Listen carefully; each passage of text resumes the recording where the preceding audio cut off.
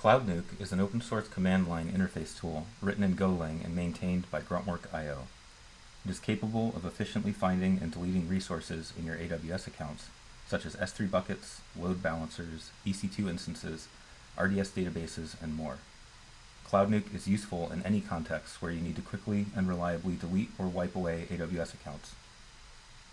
At Gruntwork.io, we use cloud-nuke to wipe our test AWS accounts on a scheduled cron job so that resources created by our Terra test unit tests don't hang around costing us money.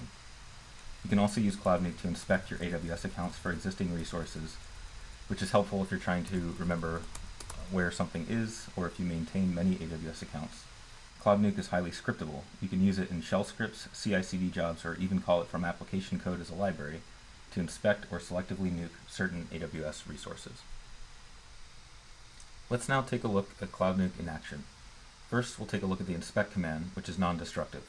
Think of it as a list operation on your AWS account.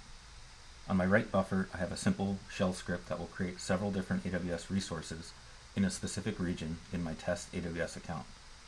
As I run the script, we can see the output from the AWS CLI as my resources are created.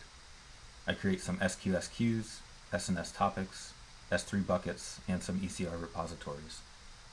Next, I run the cloud-nuke inspect command, specifically targeting one region and a subset of AWS resources in order to make my command complete faster. cloud-nuke returns to us the complete identifiers, or ARNs, for every resource found in the region we selected of the type we specified. Now let's take a look at cloud-nuke's destructive capabilities.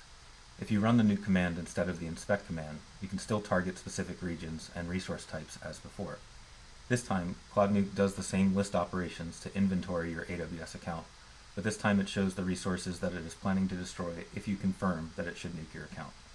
You are given one more opportunity to back out, and if you run nuke, then cloud-nuke begins to delete the resources that it found in your account as efficiently as it can.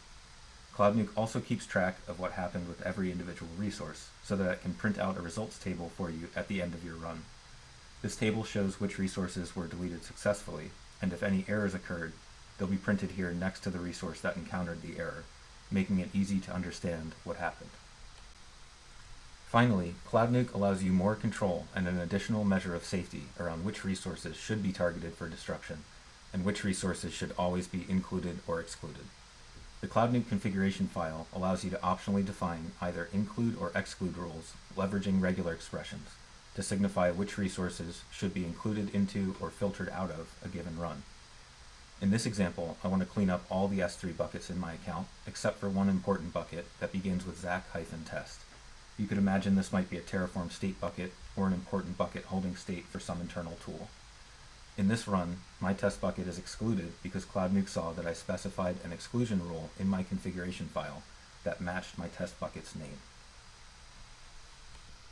And that's it for this video. Thanks so much for watching. If you'd like to use, contribute to, or learn more about cloud-nuke, check out its public GitHub repository at github.com/gruntwork.io/cloud-nuke.